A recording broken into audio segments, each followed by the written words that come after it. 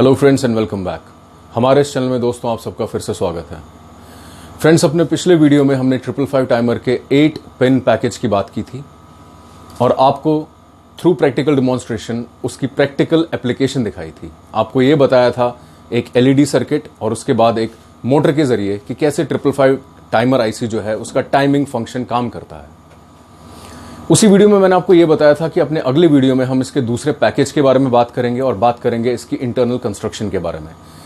तो friends, 555 timer IC का जो दूसरा पैकेज आता है, पैकेज से मेरा मतलब यह है कि मैन्युफैक्चरर जब इसे बनाते हैं या तो उसे 8 पिन पैकेज में बनाते हैं या जो दूसरी तरह का पैकेज जिसमें इसको मैन्युफैक्चर किया जाता है वो होता है 14 पिन पैकेज, यानी 555 timer with 14 pins. In 14 pins का भी वैसा ही रोल होता है जैसा कि 8 पिन पैकेज में उन 8 पिन्स का होता है। अब ये रोल है क्या, आइए इस डायग्राम के जरिए हम देखते हैं। दोस्तों, अपना ध्यान आप कंसंट्रेट कीजिए इस डायग्राम के ऊपर। यहां पर पिन नंबर आपको फिर याद दिला दूं, जब हम नॉर्थ से एंटी क्लॉकवाइज चलते हैं तो पिन्स की काउंटिंग स्टार्ट होती है, यानी pin number 1 2 3 4 5 6 7 and then 8 9 10 11 12 13 and 14। इस 14 पिन 555 टाइमर आईसी में फ्रेंड्स कई सारी पिन्स में आप जिस इस डायग्राम में देख रहे हैं द वर्ड एनसी। एनसी का मतलब होता है नॉट कनेक्टेड। नॉट कनेक्टेड से मेरा मतलब यह है कि ये जो पिन्स होती हैं इन्हें जब हम किसी एक्सटर्नल सर्किट में कनेक्ट करते हैं तो इन पिन्स को कनेक्ट नहीं किया जाता। इनका यूज ये है कि इसके इंटरनल स्ट्रक्चर में, जैसा मैं आपको बताऊंगा इसी वीडियो में, इनके इंटरनल स्ट्रक्चर में जब हम इसमें डायोड्स, ट्रांजिस्टर्स, रेजिस्टर्स उस लॉजिक के जरिए आपस में कनेक्शंस करते हैं कंपोनेंट्स के, वहां पर ये पिन्स कनेक्टेड होती हैं इंटरनली। लेकिन एक्सटर्नल सर्किट, आरसी सर्किट, क्योंकि 555 टाइमर एक RC resistance capacitance based IC है जिसे काम में लाया जाता है through a resistance, through a capacitor. उन एक्सटर्नल डिवाइसेस के साथ में इन एनसी पिन्स को नहीं जोड़ा जाता, इसलिए इनको कहा जाता है नॉट कनेक्टेड।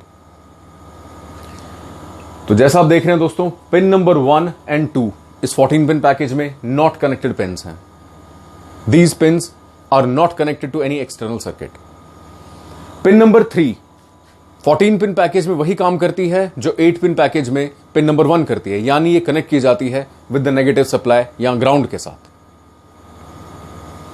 इसके बाद पिन नंबर 4 ट्रिगर है, यानी द सेम थिंग जो कि पिन नंबर 2 थी हमारे 8 पिन पैकेज, जैसा पिछले वीडियो में देख चुके हैं।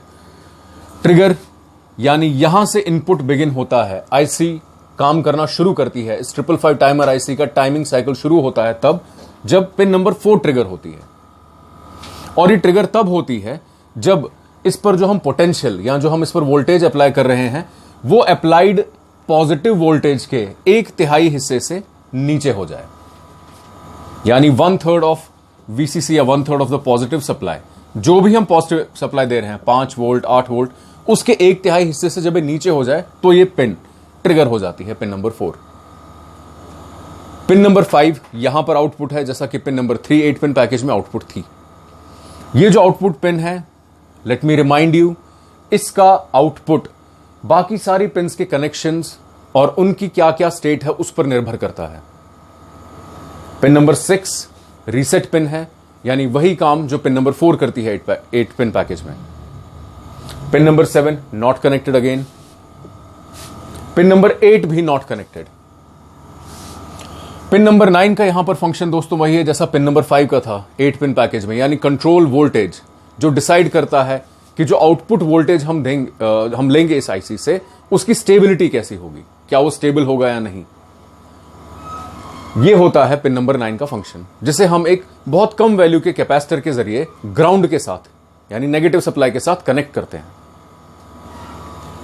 पिन नंबर 10 थ्रेशोल्ड है। इसका फंक्शन पिन नंबर 6 की तरह है ऑफ द 8 पिन पैकेज। जो 8 पिन वाली 555 टाइमर में पिन नंबर 6 करती थी threshold value. Threshold value decide किसकी, पिन नंबर 12 पर जो डिस्चार्ज वोल्टेज होगी। यहां पर पिन नंबर 12 का फंक्शन वही है जैसा पिन नंबर 7 का था 8 पिन पैकेज में, यानी एक्सटर्नल जो हमारे साथ कैपेसिटर हमने इसमें जोड़ा हुआ है, वो कैपेसिटर जब डिस्चार्ज करेगा, वो कब डिस्चार्ज करेगा, किस वैल्यू पे डिस्चार्ज करेगा, वो डिसाइड करना काम है पिन नंबर 10 का वो थ्रेशोल्ड वैल्यू क्या होगी?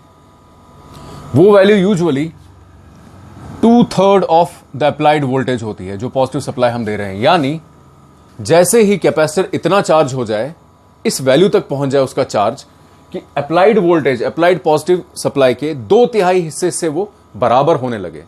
जैसे वो बराबर हो जाता है, डिस्चार्ज होना शुरू हो जाता है।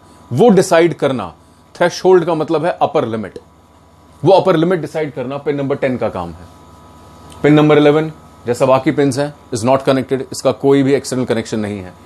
जब वो डिस्चार्ज होगा एक्सटर्नल कैपेसिटर, वो डिस्चार्ज होगा थ्रू पिन नंबर 12।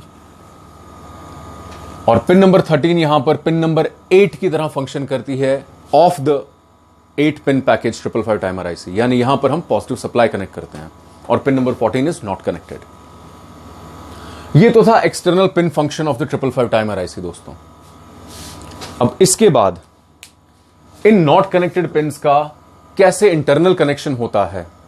इन सारी की सारी पिन्स में हम, जैसा हम पिछले वीडियो में बता चुके हैं फ्रेंड्स, रजिस्टर ट्रांजिस्टर लॉजिक यानी आरटीएल, डायोड ट्रांजिस्टर लॉजिक यानी डीटीएल और ट्रांजिस्टर ट्रांजिस्टर लॉजिक यानी टीटीएल, कैसे हम इन लॉजिक फंक्शंस को इसके इंटरनल कॉन्फ़िगरेशन में आपस में कनेक्ट करते हैं डिवाइसेस को, वो हम देखेंगे अपने इसी वीडियो में।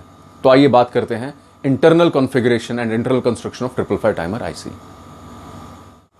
सो फ्रेंड्स, जैसा कि आप इस बोर्ड पे देख रहे हैं, ये है इंटरनल स्ट्रक्चर 555 टाइमर आईसी का।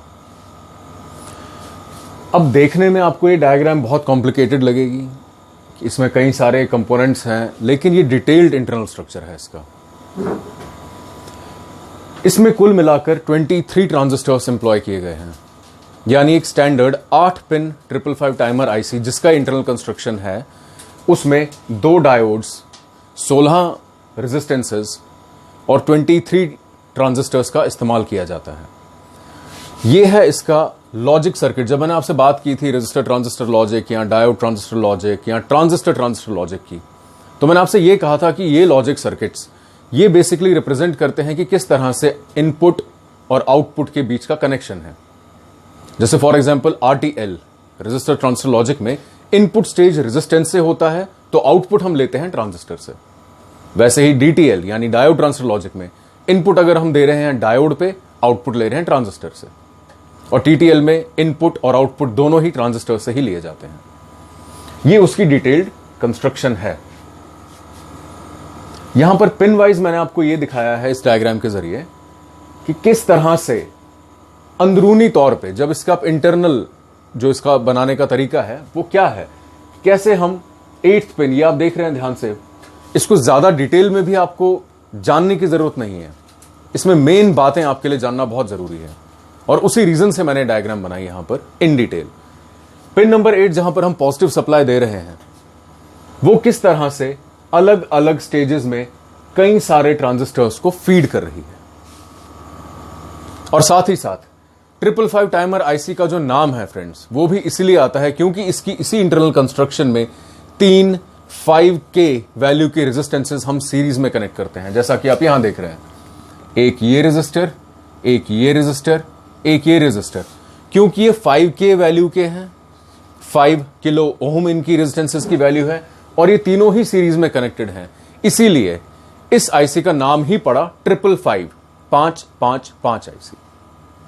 अब जो 2 डायोड्स हमने यहां यूज किए हुए हैं वो यहां पर मैंने आपको दिखाए हुए हैं।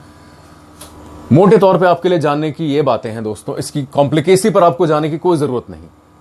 मोटे तौर पे जो बातें आपको ये जाननी है कि पहली बात, जो ये पॉजिटिव सप्लाई हम पिन नंबर 8 पर देते हैं वो अलग अलग ट्रांजिस्टर रजिस्टर के जो आपस में कनेक्शंस है उनको फीड करता है। वो सप्लाई उन पर इस तरीके से जाता है कि थ्रू दिस रेजिस्टेंस, जैसे फॉर एग्जांपल यहां पर आप एक एग्जांपल के तौर पे इस ट्रांजिस्टर को आप देखिए, इसका इमिटर कनेक्टेड है through a resistance with the VCC यानी विद द पॉजिटिव सप्लाई। ये अपने आप में सिर्फ इतना पोर्शन जो मैं यहां आपको ये देखिए रेड इंक से मैं हाईलाइट करूं, सिर्फ ये जो पोर्शन है दोस्तों, यही एक एग्जांपल है आरटीएल का कि रेजिस्टर और ट्रांजिस्टर के आपस में कैसे कनेक्शन है। यानी कई सारे छोटे छोटे सर्किट्स का, जैसे फॉर एग्जांपल यहां पर दोस्तों, यहां आप इसको देखिएगा, इसको जिसको मैं हाईलाइट कर रहा हूं रेड से, यहां पर हम सप्लाई दे रहे हैं इमिटर ऑफ द ट्रांजिस्टर पे थ्रू अ रेजिस्टर। जो इसकी बेस है वो कनेक्टेड है अनदर ट्रांजिस्टर के साथ, यानी ये सर्किट अपने आप में एक अलग सर्किट है, फिर ये सर्किट अपने आप में एक अलग सर्किट है। इसी तरह से हर रेजिस्टर ट्रांजिस्टर का जो कॉम्बिनेशन है वो अपने आप में एक अलग ही सर्किट की तरह, छोटे मिनी सर्किट की तरह बिहेव करता है। और कितने सारे यहां पर आप देख रहे हैं दोस्तों, कितने सारे यहां पर कई जगह, और इसमें सिर्फ ऐसा नहीं है कि सिर्फ हमने रेजिस्टर ट्रांजिस्टर लॉजिक का इस्तेमाल किया। अगर आप यहां पर गौर करें, इस ट्रांजिस्टर का जिसके बाद जहां से हम आउटपुट ले रहे हैं, वहां पर इस ट्रांजिस्टर की बेस, ये जो ट्रांजिस्टर लास्ट वाला, इसकी जो बेस फीड हो रही है वो इमिटर है इससे पहले वाले ट्रांजिस्टर का, यानी यहां पर हम टीटीएल का इस्तेमाल भी कर रहे हैं, ट्रांजिस्टर ट्रांजिस्टर लॉजिक का इस्तेमाल भी कर रहे हैं। यही होता है इतने सारे छोटे छोटे कॉम्बिनेशनल, छोटे छोटे मिनी सर्किट्स का जो आपस में हमने जोड़ बनाया, इसी को कहा गया इंटीग्रेटेड, जुड़ा हुआ एक मेजर सर्किट। अब अगर एनालॉगस इलेक्ट्रॉनिक्स में जाते, यानी डिस्क्रीट इलेक्ट्रॉनिक अलग अलग कंपोनेंट्स को करते, तो आप खुद इमेजिन कर सकते कि इतने सारे कंपोनेंट्स को सोल्डर करना कितना ज्यादा कॉम्प्लिकेटेड है, कितना मुश्किल हो जाता है आपस में जोड़कर फिर से कोई काम करवाना। जैसे टाइमिंग ऑपरेशन जो ये करता है 555 टाइमर, वो नतीजा है इन सारे छोटे छोटे कनेक्शंस का। किस तरह से हमने इतने सारे कंपोनेंट्स को आपस में किस तरीके से जोड़ा। क्या यह मुमकिन हो पाता अगर हम इसे इंटीग्रेट नहीं करते? मुमकिन शायद हो भी पाता, लेकिन क्या उसे इंप्लीमेंट किया जा सकता था? नहीं।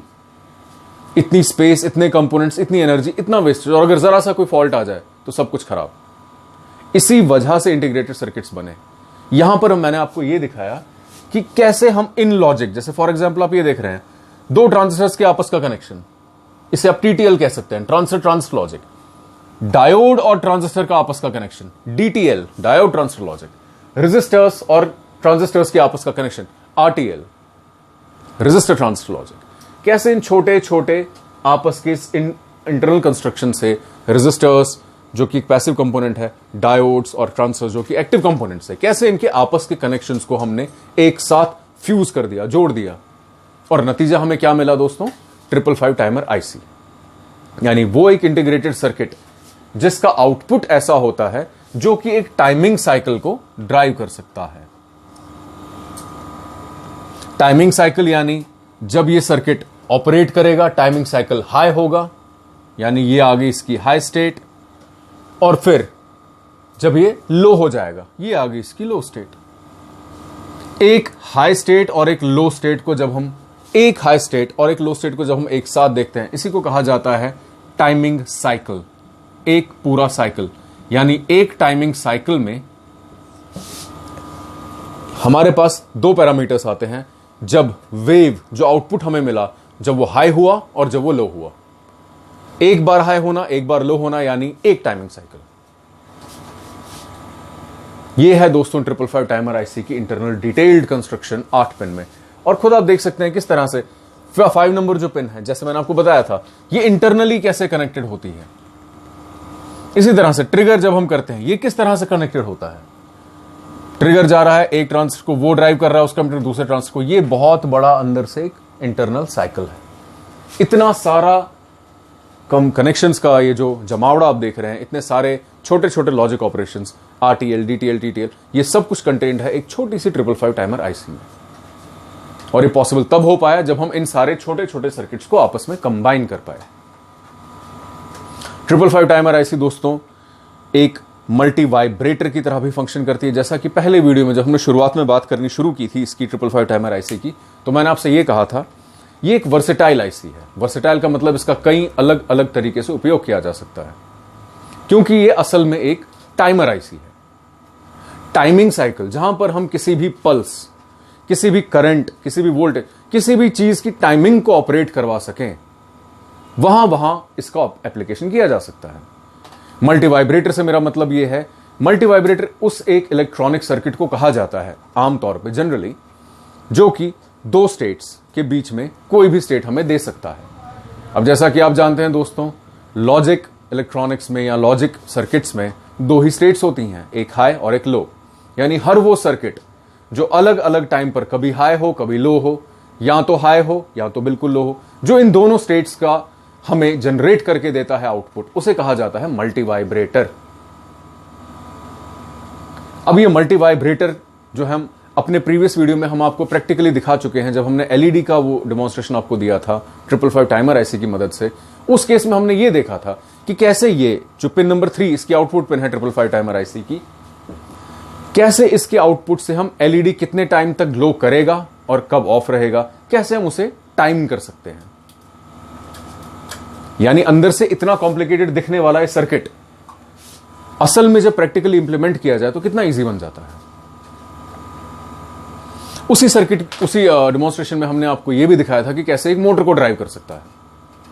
यानी अलग अलग सर्किट्स में जहां जहां पर हमें कभी किसी सर्किट का ऑन साइकिल यानी हाई साइकिल दिखाना है, कभी किसी सर्किट का हमें लो साइकिल यानी ऑफ साइकिल दिखाना है, वहां वहां 555 टाइमर आईसी का इस्तेमाल होता है फॉर इट्स टाइमिंग ऑपरेशन। तो दोस्तों, अपने अगले वीडियो में मैं आपको वो जो सर्किट हम बना चुके हैं आपके सामने उसके बारे में हम बात करेंगे। वो सर्किट जिसकी हमने प्रैक्टिकल डेमोन्स्ट्रेशन आपको दी थी, अब उसकी हम थ्योरी के बारे में बात करेंगे। डायग्राम के जरिए मैं आपको समझाऊंगा कैसे हमने उस सर्किट के कंपोनेंट्स को आपस में जोड़ा था और अल्टीमेटली उस सर्किट ने किया क्या, और क्या है अलग अलग पैरामीटर्स जो उस सर्किट के साथ या 555 टाइमर आईसी के साथ जुड़े होते हैं। ये सब अपने अगले वीडियो में। तो उम्मीद है दोस्तों आपको आज का हमारा ये वीडियो पसंद आया होगा, इंफॉर्मेटिव लगा होगा। कुछ भी दुविधा, किसी भी तरह का प्रश्न आपके मन में उठे तो कमेंट्स में जरूर लिखिए, उसका उत्तर देने में हमें बेहद खुशी होगी। कृपया हमारे चैनल को लाइक और सब्सक्राइब जरूर कीजिए। Thank you.